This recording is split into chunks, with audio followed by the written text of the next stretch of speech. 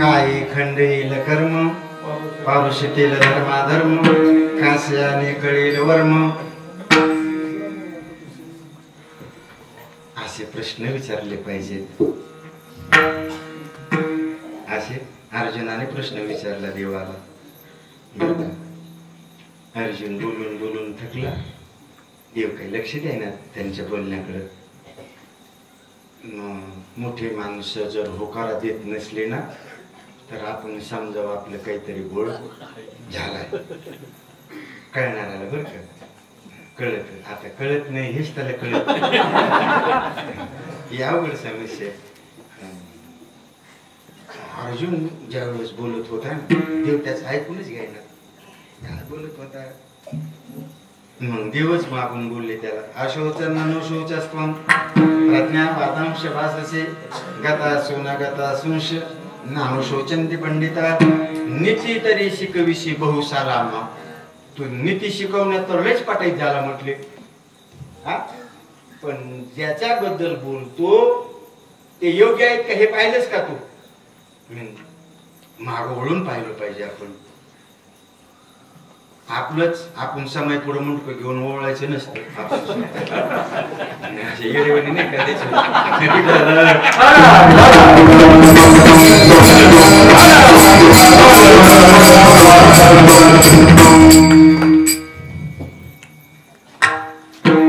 देव आपल्या बोलण्याकडे लक्ष देत नाही असं अर्जुनाने पाहिलं.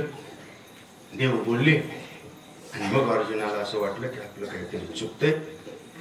ज्या अर्थी देव आपल्याला बोलत नाही त्या अर्थी आपण कुठंतरी चुकतो. आणि हे कळलं पाहिजे बघा. हे काय म्हशीला कळत का? म्हशीला कळतंय का? नाही ना. हे आपल्यालाच कळतं.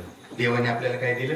बुद्धी दिली. आणि काय जाणार नाही आणि काय जाणार नाही कोटी आणि काय जाणार नाही कोटी आणि काय जाणार नाही कोटी आया कधीही घडते बात या कधीही घडते बात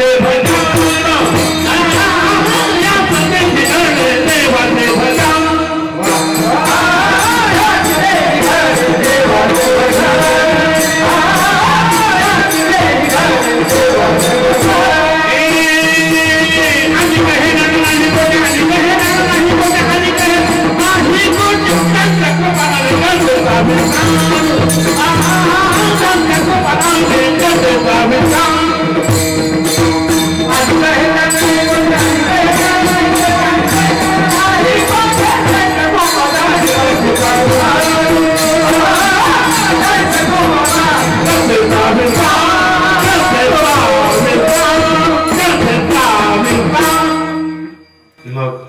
याच देहात याच डोळ्याने आपल्याला मुक्तीचा सोहळा पाहायला मिळतो.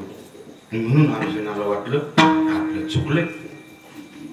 मग देवापाशी गेला आणि देवाला हात जोडून बोलू लागला. कर्पण्य दोषोपहत स्वभावा प्रच्छामि त्वां धर्म सम्मूढचेता यश्रेयेषां निश्चितं गृहीतन्मे शिष्यस्त्यहं शाधिमां त्वां प्रपन्नम्. देवा आता मी तुझा शिष्य झालो आणि खरं काय तर सांग. माझा रोग झालाय. औषध तरी द्यावे.